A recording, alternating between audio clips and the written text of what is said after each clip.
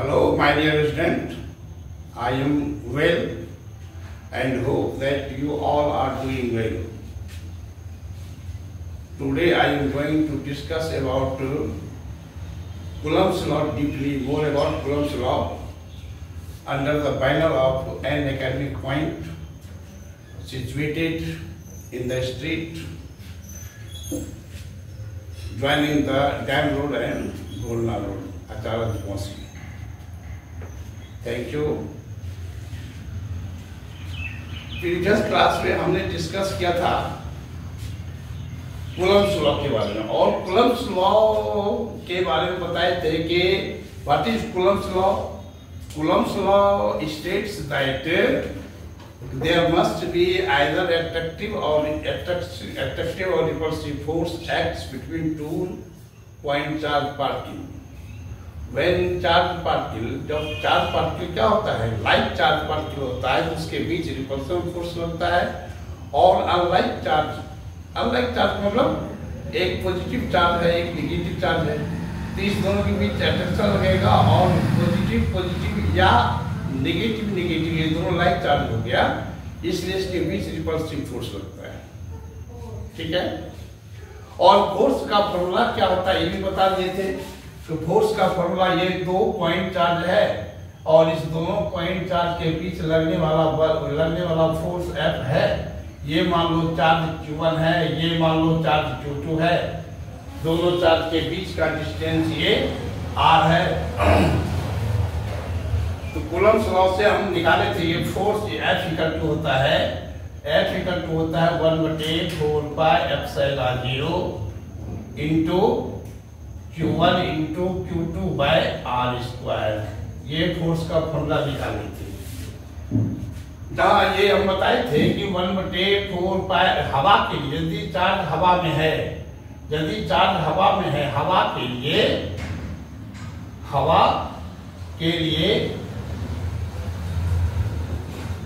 1/4πε0 का मान 9 into 10⁹ Newton metre square पर कूलम्ब स्क्वायर होता है। ये बात हमेशा याद रखना होगा आप लोगों को कि हवा जब मीडियम क्या है, हवा है, हवा के लिए 1/4πε0 इंटू 9 इंटू 10⁹ का मतलब 1/4πε0 का वैल्यू कितना होता है 9 इंटू 10⁹।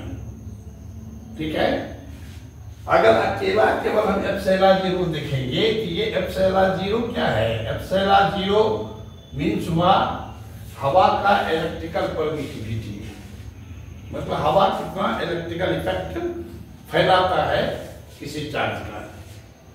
ठीक है, इसको कहते हैं विद्युत पारगम्यता। इसको क्या कहते हैं, विद्युत पारगम्यता।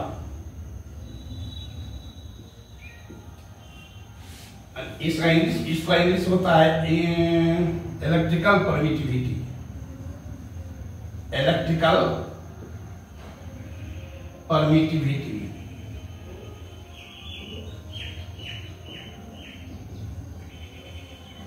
हाँ, अब सवाल उठता है कि इसका वैल्यू क्या होगा, ε0 का वैल्यू क्या होगा। सब इसी रिलेशन से ε0 का वैल्यू निकालेंगे वैल्यू।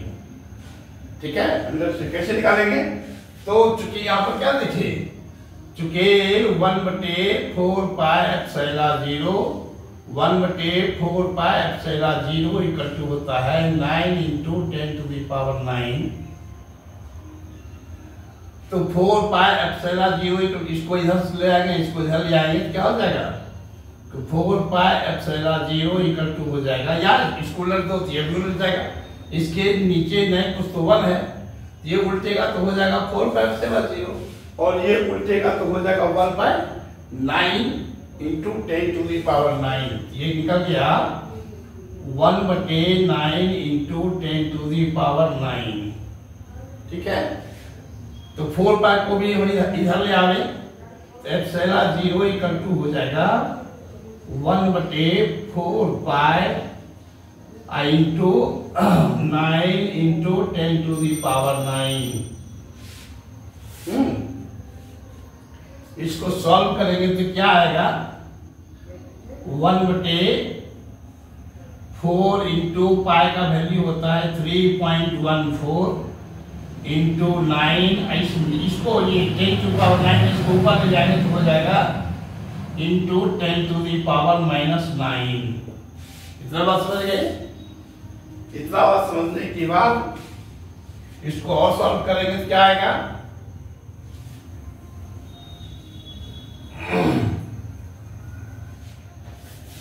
तो ये आएगा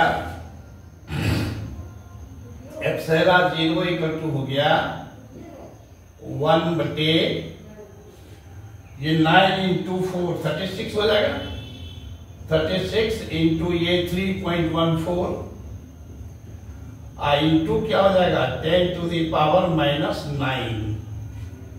ठीक है, तो ये आया 10 टू दी पावर -9 बटे ये क्या हो जाएगा 36 को इससे इंटू कर देंगे तो क्या आएगा 36 4 जाए 144 4 कैरी 144 कैरी 14 एंड 31 6 जाए 31 प्लस 14 तो 50 हो जाएगा, 50 0 कैरी 5 और 36 3 जाए 108 और प्लस 5 तो 113 हो जाएगा, 113। अब यहाँ पॉइंट कितना है, 2 डिजिट के बाद है, इधर भी हम 2 डिजिट के बाद पॉइंट यहाँ प्लेस कर देते हैं। यहाँ नहीं कुछ तो 1 to पावर आता ही है, 1 को 113.04 से डिवाइड करेंगे, डिवाइड करके आप लोग देखिएगा तो ये आता है क्या आएगा 0.0002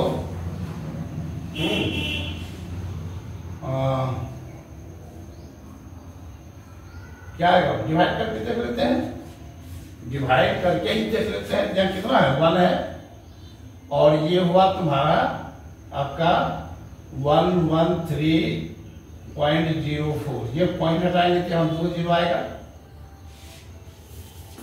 ठीक है, यहाँ पॉइंट देंगे तो 1 0 आएगा, ये हुआ 1000, इसको डिवाइड करेंगे तो कितना होगा 1000 हुआ और ये है 11,304 तो 1 तो 0 यहाँ और देंगे तो हो जाएगा 10,000 है, फिर भी यह कम है तो फिर यहाँ 0 देंगे, फिर यहाँ 0 देंगे तो हो गया 1 लाख। और अब तब कितना में लगेगा, 1 टाइम में लग जाएगा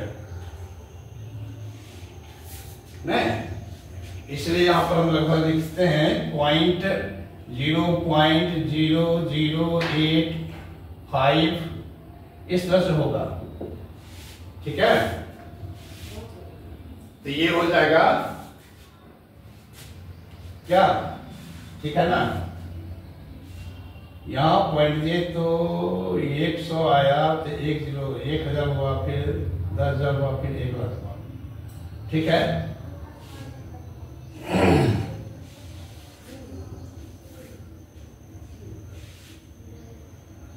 तो इससे इंटू क्या होगा, इंटू ये आएगा 10 टू दी पावर -19, पॉइंट को इधर शिफ्ट करेंगे तो हो जाएगा हाँ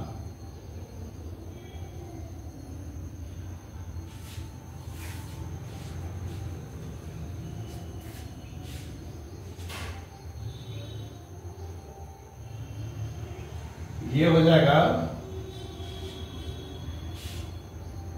8.85 इंटू 10 टू दी पावर -12। ठीक है,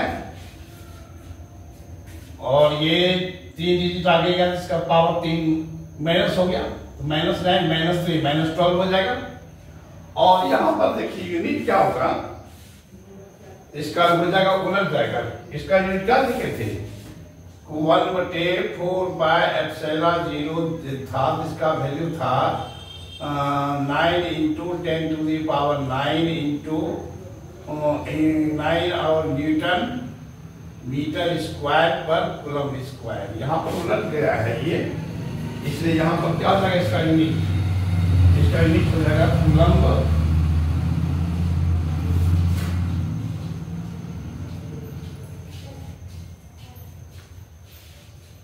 न्यूटन मीटर स्क्वायर पर कूलम्ब स्क्वायर। यहाँ हो जाएगा पर कूलम्ब स्क्वायर पर न्यूटन मीटर स्क्वायर।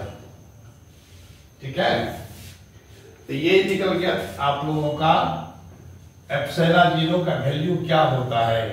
यह वैल्यू भी कहीं कहीं यूज होता है न्यूमेरिकल बनाने में, इसलिए इस वैल्यू को भी आपको याद रखिए कि एप्सिलॉन जीरो का वैल्यू होता है 8.85 into 10 to the power -12 coulomb square पर न्यूटन मीटर स्क्वायर। ये एप्सिलॉन जीरो का वैल्यू हुआ। ठीक है, अब आते हैं कि डाइलेक्ट्रिक कांस्टेंट क्या है। डाइलेक्ट्रिक कांस्टेंट क्या है? तो डाइलेक्ट्रिक कांस्टेंट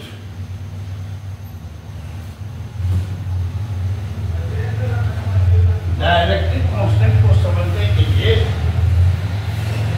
जैसे मान लीजिए दो हम मीडियम लिए, एक मीडियम यहाँ पर कोई मीडियम जैसे मान लीजिए पानी हम लिए। पहले हम क्या बता रहे हैं, टॉपिक मेरा क्या है? टॉपिक मेरा है dielectric constant. Dielectric constant, dielectric constant इसको लिखते हैं, अभी तक तो हम केस लिखते आ रहे हैं, बाद में इसको और से भी लिखेंगे।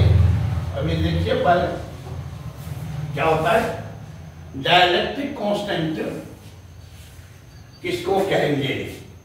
तो हम यहां दो मीडियम ले रहे हैं। एक मीडियम ये पानी मान लेते हैं, हम लेते हैं ये मीडियम क्या है? पानी है। पानी में 2 पॉइंट चार्ज को हम यहां पर रख दिए। मान लीजिए Q1 चार्ज है, ये Q2 चार्ज है। दोनों के बीच की दूरी क्या है? R है। और इसके बीच मान लीजिए कि फोर्स, मान लीजिए मीडियम के लिए Fm हम लिखते हैं। मीडियम में रखे तो फोर्स Fm लग रहा है। और फिर यही दोनों चार्ज सेम रहेगा, वही चार्ज है, और दोनों के बीच का डिस्टेंस भी वही रहेगा। लेकिन यहाँ मीडियम क्या हो जाएगा? हवा हो जाएगा। अगर ये 2 पॉइंट चार्ज हवा में भी R डिस्टेंस पर रखा गया है और इसके बीच लगने वाला फोर्स F0 है। किसी मीडियम के लिए इलेक्ट्रिकल परमिटिविटी को हम लिखते हैं एप्सिलॉन से, और हवा के लिए उसको लिखते हैं एप्सिलॉन 0 से।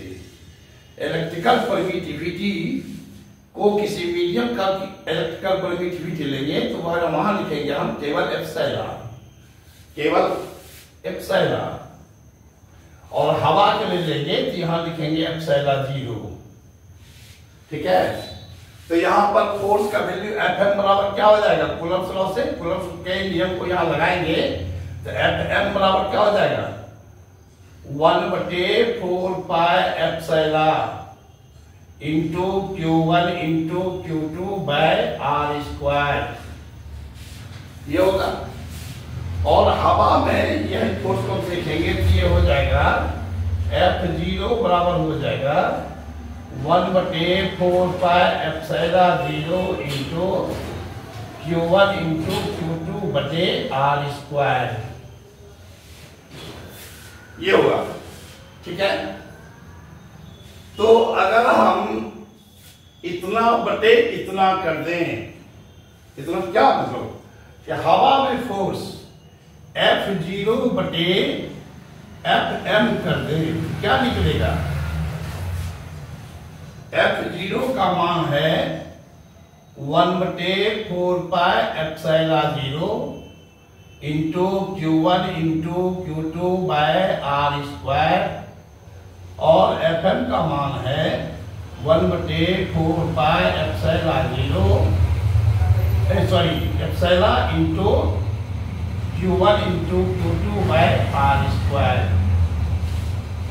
तो ये नीचे वाला उलट जाएगा, ये नीचे वाला उलट जाएगा तो क्या आ जाएगा, ये ऊपर चला जाएगा। यहाँ क्या आ जाएगा 1/4πε0 इंटू Q1 Q2 बटे R स्क्वायर, और ये उलट के ऊपर चला जाएगा तो क्या हो जाएगा 4πε इंटू R स्क्वायर ऊपर चला जाएगा, ये Q1 Q2 ये नीचे चलाएगा। ठीक है, ये नीचे आ गया। तो यहां पर क्या देखते हैं, ये 4π कैंसिल हो गया, ये R स्क्वायर से ये R स्क्वायर कैंसिल हो गया, ये Q1 Q2 से ये Q1 Q2 कैंसिल हो गया। क्या निकला कि F0 बटे Fm बराबर निकल गया एप्सिलॉन बटे एप्सिलॉन 0, एप्सिलॉन बटे एप्सिलॉन 0। इसी को कहते हैं डाइलेक्ट्रिक कांस्टेंट, डाइलेक्ट्रिक कांस्टेंट के कहते हैं, या इसको एप्सिलॉन आर भी कहते हैं। आर का मतलब रिलेटिविटी, रिलेटिव इलेक्ट्रिकल परमिटिविटी, तुलनात्मक मतलब कि हवा के सापेक्ष किसी मीडियम का कितना इलेक्ट्रिकल इफेक्ट है। नहीं, हवा से कंपेरिजन करके बतलाते हैं हवा का 1 गुना है, 2 गुना है, 5 गुना है, जो भी होगा उसी को कहते हैं उस मीडियम का इलेक्ट्रिकल परमिटिविटी। तो ये निकल गया F0 बटे Fm बराबर निकल गया एप्सिलॉन बटे epsilon 0 equal to epsilon R, जो रिलेटिव इलेक्ट्रिकल परमिटिविटी है। और इसी को कहते हैं डाइलेक्ट्रिक कांस्टेंट, नहीं इसी को कहते हैं परावैद्युतांक, इसी को कहते हैं परावैद्युतांक, माध्यम का परावैद्युतांक क्या होता है। नहीं, जैसे हवा के लिए इसका मान हुआ था 9 × 10⁹, पानी के लिए कुछ और होगा, कांच के लिए कुछ और होगा, नहीं क्वार्ट्ज के लिए कुछ और होगा। ये सब अलग अलग मीडियम है, इसलिए सबका मान अलग अलग होता है। ठीक है, तो हाँ इसको डिफाइन कैसे करेंगे कि किसी मीडियम का डाइलेक्ट्रिक कांस्टेंट मतलब क्या कहेंगे कि 2.4 जब हवा में एक निश्चित दूरी पर रखा जाए उसके बीच लगने वाला बल तथा उसी पॉइंट चार्ज को किसी मीडियम में उतना ही दूरी पर रख देंगे, तब उसके बीच जो फोर्स लगता है, इलेक्ट्रोस्टैटिक फोर्स लगता है, उस दोनों फोर्स के अनुपात को ही डाइलेक्ट्रिक कांस्टेंट कहते हैं। ठीक है, ये फोर्स के टर्म में इसका परिभाषा लिखता है। क्या निकला कि 2.4 जब हवा में किसी निश्चित दूरी पर रखा जाए तो उसके बीच लगने वाला बल और उसी पॉइंट चार्ज को किसी माध्यम में किसी मीडियम में उतना ही दूरी पर रख दें, तब उसके बीच लगने वाला बल के अनुपात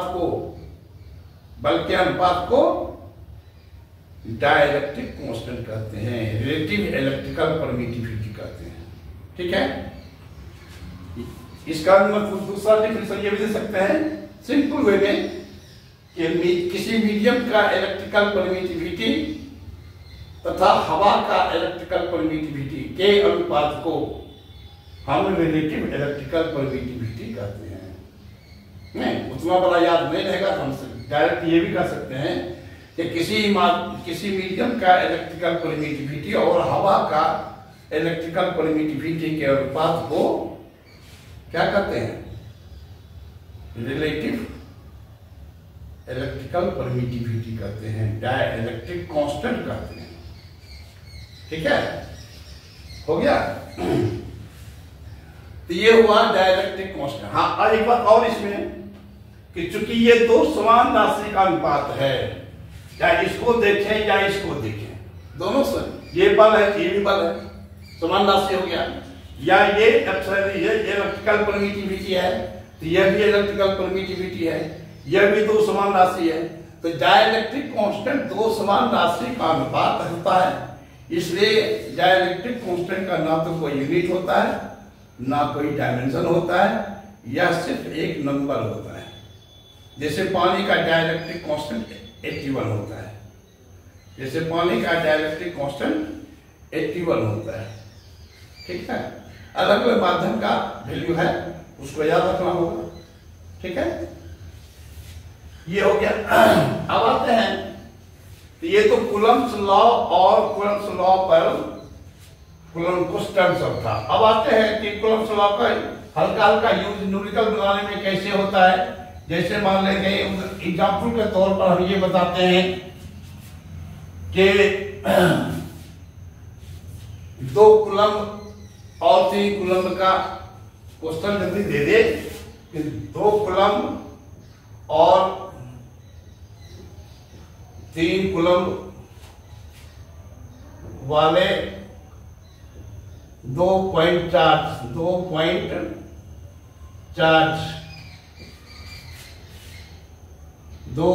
चार्ज हवा में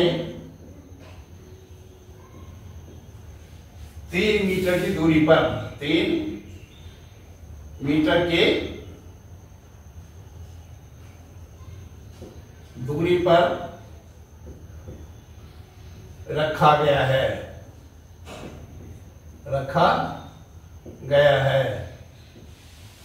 तो उनके बीच लगने वाला, तो उनके बीच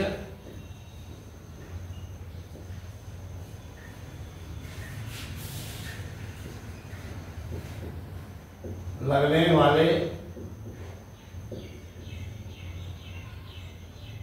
विद्युत बल की गणना करें,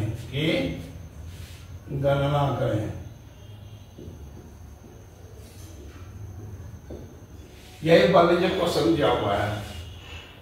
इसको कैसे सॉल्व करेंगे? ये सिंपल है, बहुत सिंपल। यहाँ पर क्या दिया हुआ है? गिवन में क्या दिया हुआ है? गिवन में क्या लिखेंगे? गिवन में लिखेंगे Q1 बराबर कितना है? 2 कूलम्ब, और Q2 बराबर कितना है? 3 कूलम्ब, और R दूरी, R बराबर कितना है? 3 मीटर, और माध्यम क्या है? हवा है, और हवा के लिए K का मान क्या होता है? K बराबर होता है 1/4 पाई एप्सिलॉन 0, और इसी का मान होता है 9 × 10⁹ न्यूटन मीटर स्क्वायर पर कूलम्ब स्क्वायर। तो इस फॉर्मूला कूलम्ब का नियम से जो फॉर्मूला हम प्राप्त किए हैं, क्या प्राप्त किए हैं कि 2 पॉइंट चार्ज के बीच लगने वाला बल जो होता है वो F बराबर होता है K × Q1 × Q2 by R square. ये फॉर्मूला जानते हैं, फॉर्मूला बैठा देंगे। तो K का मान अभी तुरंत लिखे थे हम, क्या होता है? 9 × 10⁹ होता है, इंटू Q1 का मान 2 कूलम्ब है, Q2 का मान 3 कूलम्ब है, बटे R का मान 3 मीटर है, 3 मीटर का स्क्वायर हो जाएगा, ठीक है। तो ये कूलम्ब स्क्वायर, ये कूलम्ब स्क्वायर, ये मीटर स्क्वायर, इसमें जो है न्यूटन मीटर स्क्वायर पर कूलम्ब स्क्वायर से कट जाएगा, नहीं, इसमें जो है ये क्या है? न्यूटन मीटर स्क्वायर पर कूलम्ब स्क्वायर, यहाँ पे है। ये कूलम्ब स्क्वायर से ये कूलम्ब कट जाएगा, और ये मीटर स्क्वायर से ये मीटर स्क्वायर कट जाएगा, बचेगा केवल न्यूटन। अर्थात फोर्स जो निकलेगा वो किस में निकलेगा? न्यूटन में निकलेगा। तो क्या निकल गया? ये निकल गया 3 × 2 = 6, 9 जाए 54 इंटू 10⁹ है, 9 6 जाए, ये निकल गया 6 × 10⁹ न्यूटन, ठीक है। इतना समझ गए। अगले क्लास में हम फिर से इस पर कुछ ट्विस्ट न्यू कर बतलाएंगे। आप लोग प्रिपेयर रहिएगा इसी समय में, और इस चैनल को लाइक कीजिए, सब्सक्राइब कीजिए और अपने दोस्तों पे शेयर कीजिए। हाँ, एक बात और, इस एकेडमिक पॉइंट में ऑफलाइन क्लास भी 11 के लिए शुरू करने जा रहे हैं। वह 5 जून से हम स्टार्ट करेंगे नया क्लास, ऑफ क्लास। इसमें यदि कोई आप लोग का साथी ज्वाइन करना चाहे तो उनको कन्वे कर देंगे। Thank you.